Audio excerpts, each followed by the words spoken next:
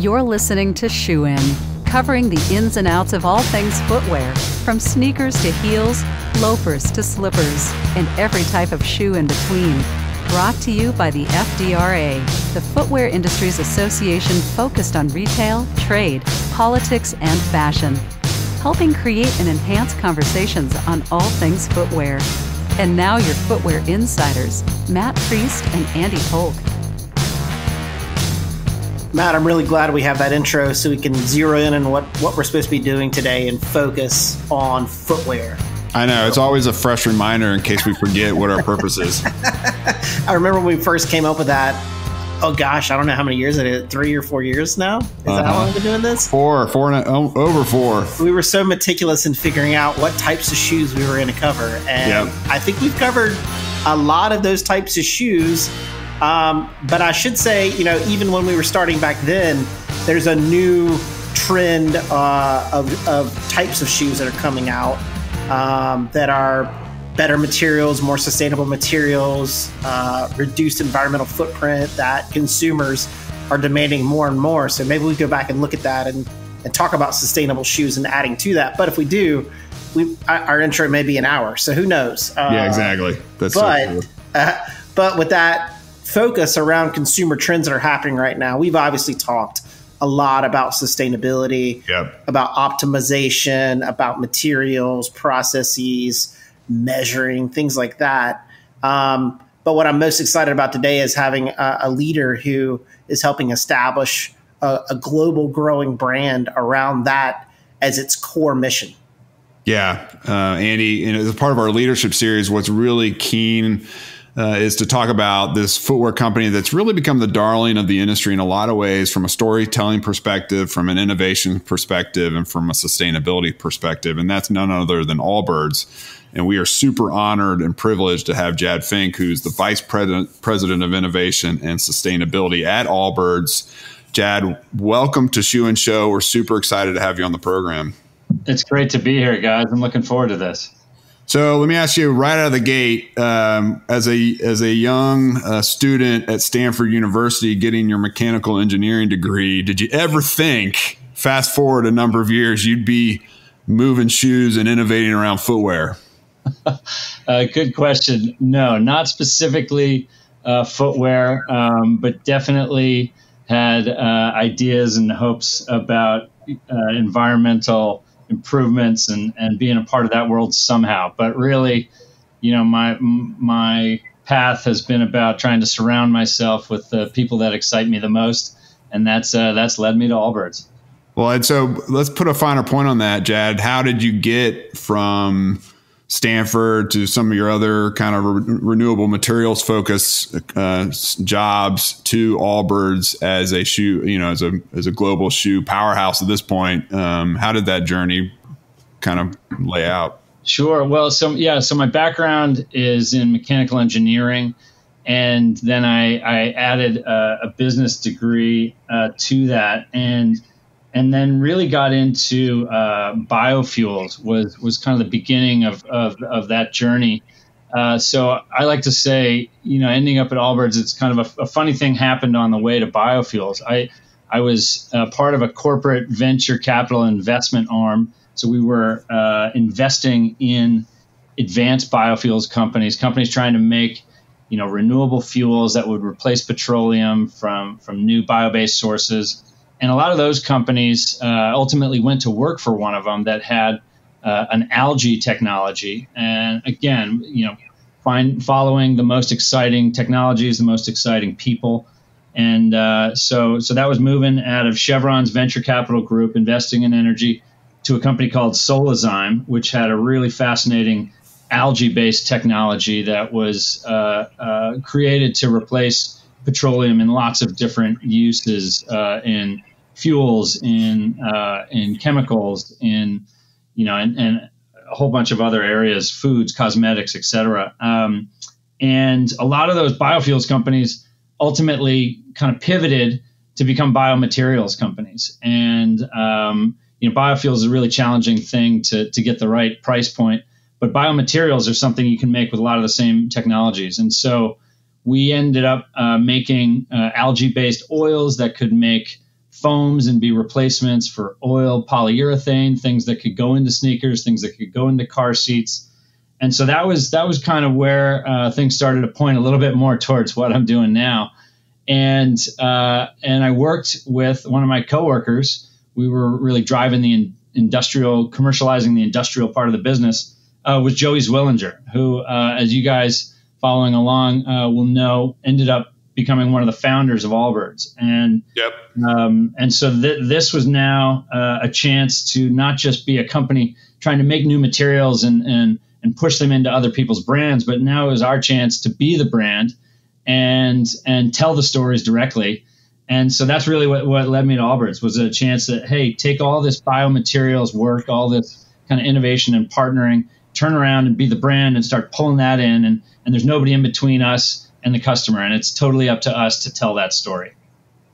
Yeah, and I think you guys have done a fantastic job, because if you just go to the Allbirds website, you guys put a lot into the storytelling about why the brand was established. You talk a lot about the materials, the processes, the measuring. And I think that's where, as an industry right now, when we talk about sustainability around the environment, being eco-conscious, is really about right now measuring our impacts so that we can figure out where we need to reduce those.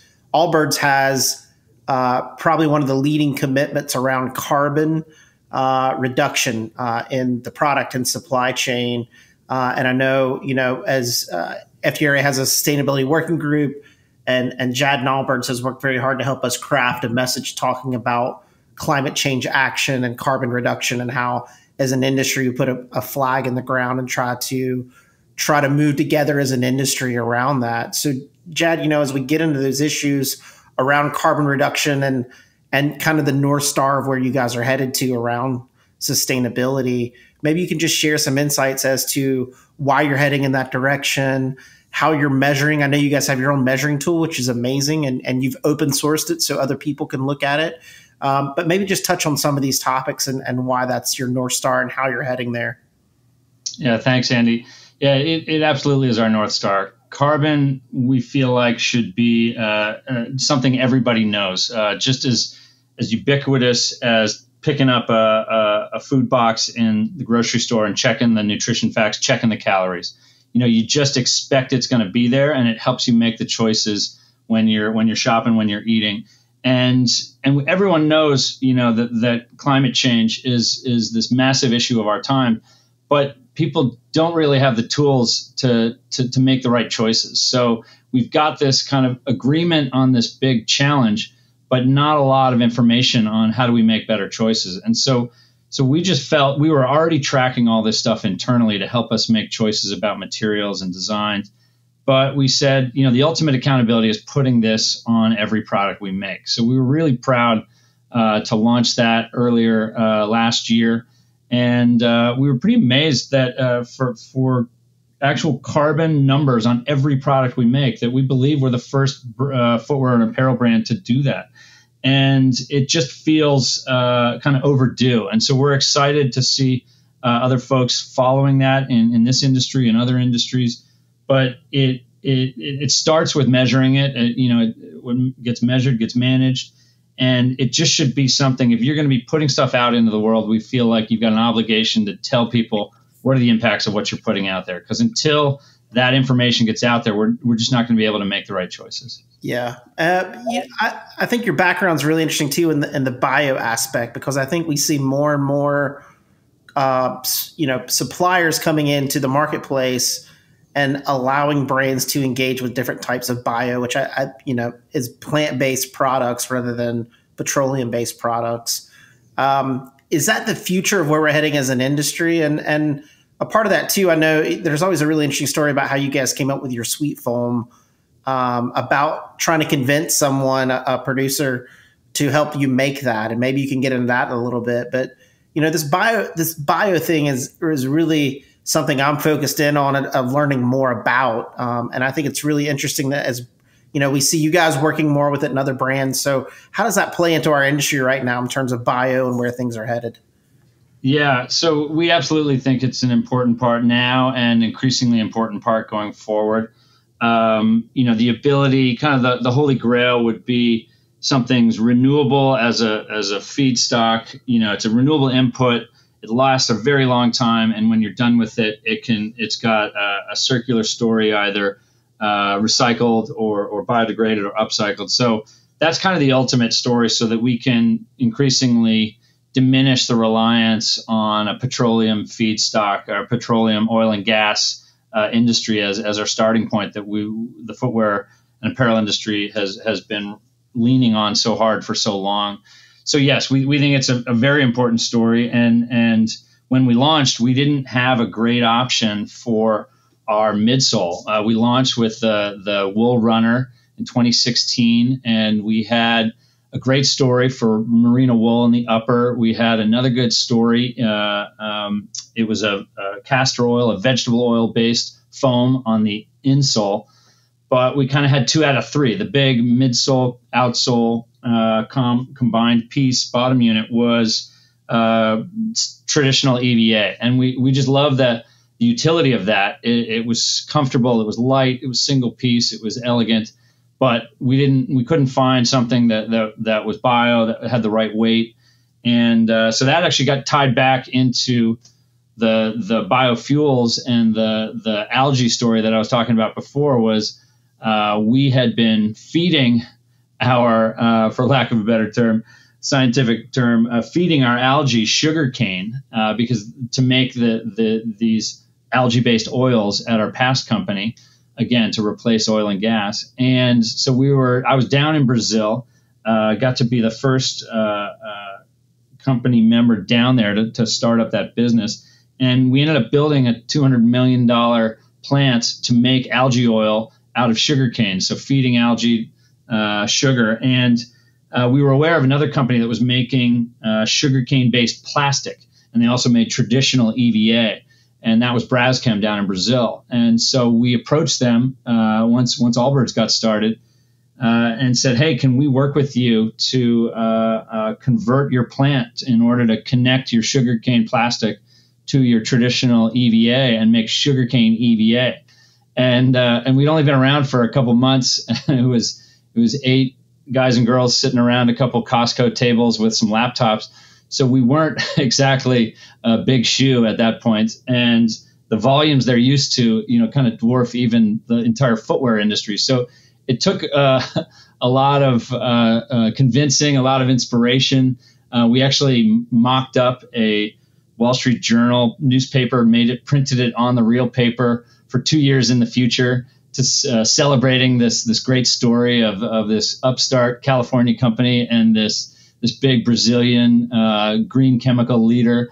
And we were toasting a caipirinha, sugarcane-based cocktail on the roof of a Sao Paulo hotel. So we told this whole story and said, this is what is available if you guys say yes and take a chance on us, and we're not going to let you down. We're gonna ring the bell loudly. We call it the cowbell strategy. Everyone knows you need more cowbell. Absolutely. And we'd ring the cowbell and then help deploy this around the world, because certainly it was our idea. We wanted to be first, but we said, look, if we're the only ones doing this 10 years later, how much impact have we really made? So we came up with the idea that, hey, we're gonna make a big splash, and then we're gonna try to get as many brands as possible to be using this. And we've referred over 100 brands to them that are actively sampling. So it's starting to come out. You're starting to see announcements, and we love that. And it certainly and it helps. You need volume for this stuff to ultimately get more efficient. So it's not just altruism; it's business, and we need to use business as our force for good. And our mission is to reverse climate change through better business, and this is one of the ways to do it. So we're excited to see that being deployed.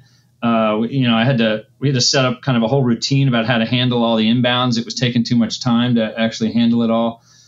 So our customer experience team has kind of a whole routine about how to handle all the different questions about SweetFoam.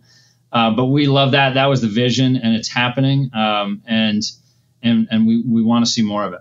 That is an awesome story, and it just goes to show when you come in from ground zero with a vision and a passion and outside thinking for an industry that is kind of hampered by inside thinking what you can accomplish and really drive towards. And so in that vein, Jad, I'm going to ask you to put on your kind of critical thought hat, as there's just a ton of different kind of initiatives that have the sustainability moniker attached to them.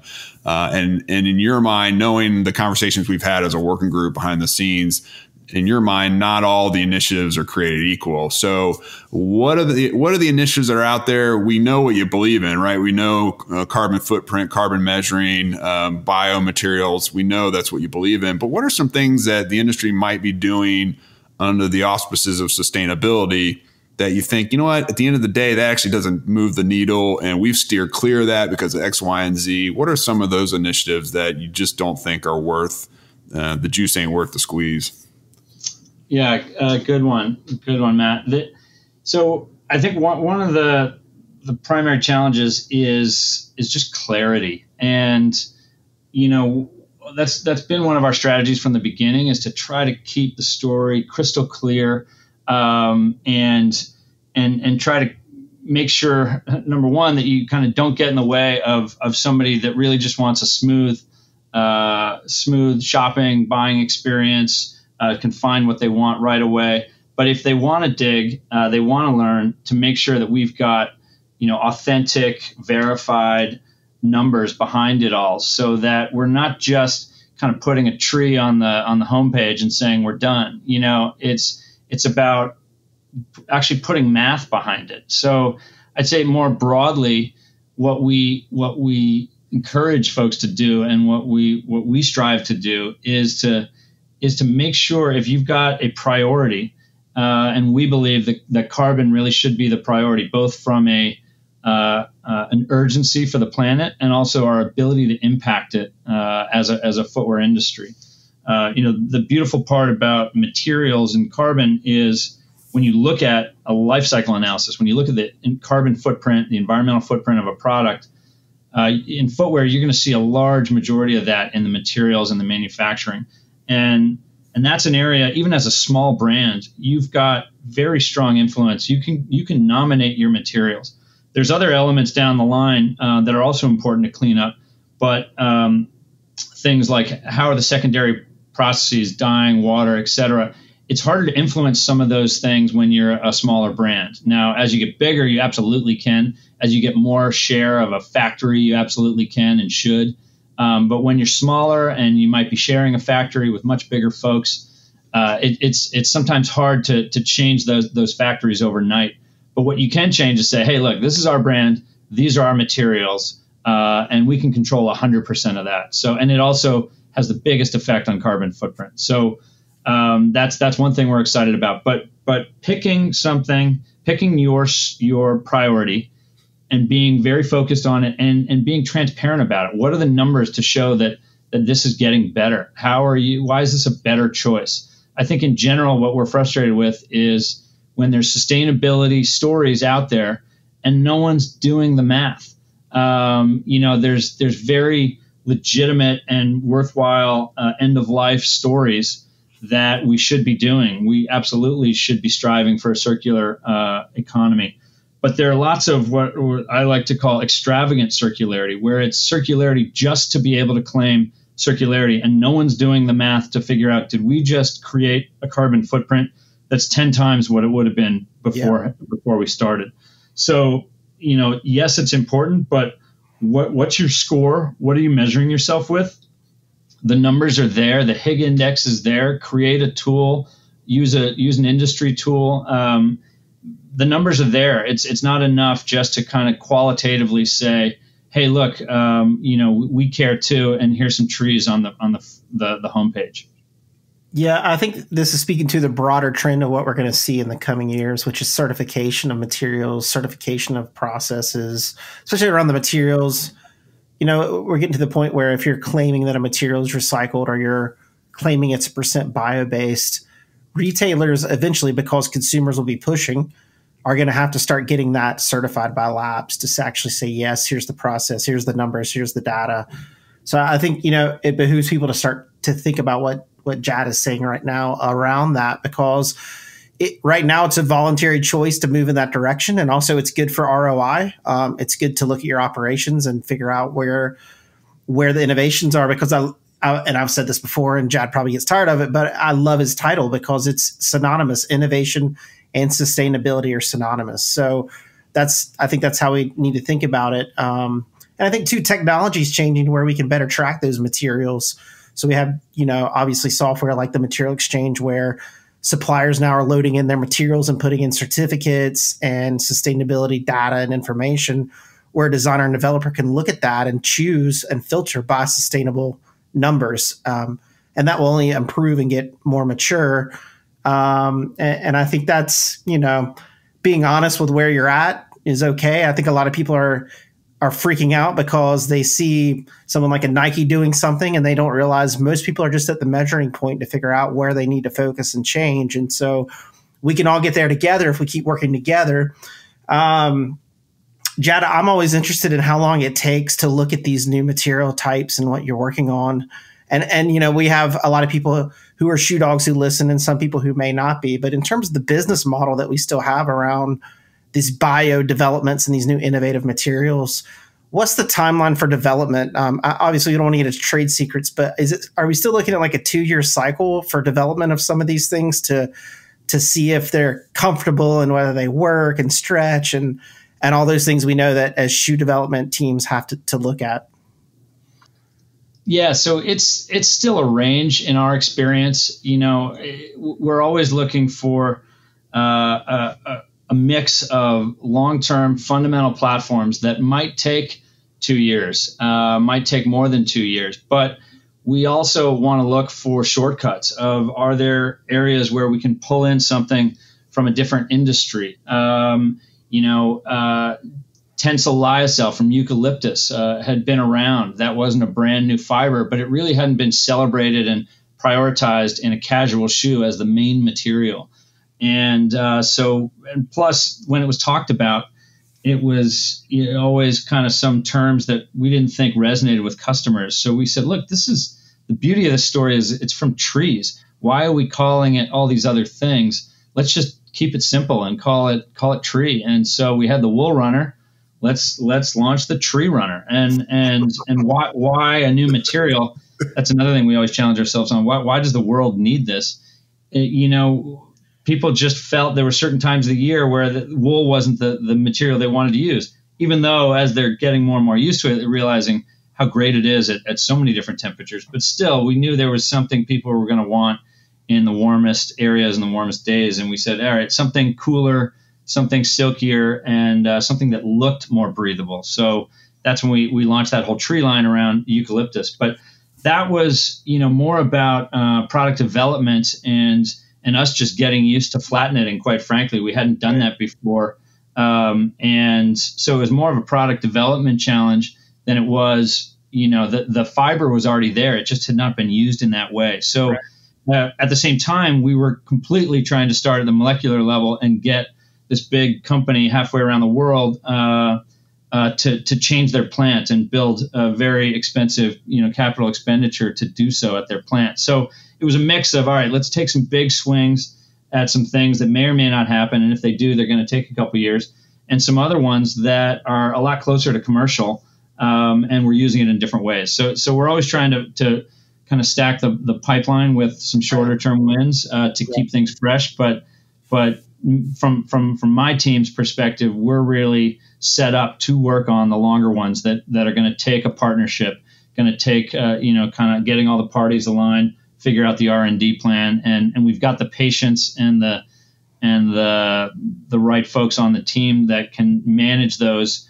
projects and materials that aren't commercial ready. And so to get back to your question, how long does it take? I'd love to say, hey, no, we figured out a way to make them all in 9 months. That's probably what our PD team thinks we think, because we're always asking for that. But we try to give them a mix of things that have a lot of questions to answer and some that are really just ready to run with in a new way.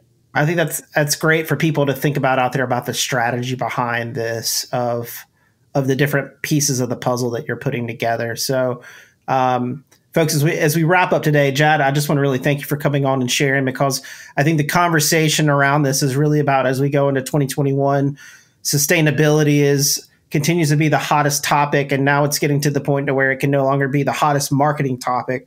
It actually has to be implemented, and folks have to start measuring and reporting and improving. At this point, it's at some point their consumer finds out. Right. Yeah, and so yeah, exactly. Just do the math. So we really want to thank you for coming on, and for Allbirds for their sponsorship in 2021 of our shoe sustainability programs and initiatives. If you're not familiar out there and you're listening, it's shoesustainability.com. You can go in there as a resource center. There's definitions, there's resources, there's guides, different ideas. Everyone has different perspectives. And I think conversations like this are hugely important to strategy and to pulling us a little ahead of maybe our comfort zones, pulling us out of our comfort zones a little bit. And I think this conversation around our leadership series has really done that around sustainability. And I hope folks have enjoyed it. I've enjoyed it, as always, talking to Jad and the team there of the new ideas and new ways they're trying to push and pull the footwear industry forward. So Jad, thank you very much for that. Thank you, Jad. Great. Thanks, Matt. Thanks, Andy. Awesome. Folks, as always, shoeandshow.com is the website. You can see our full catalog.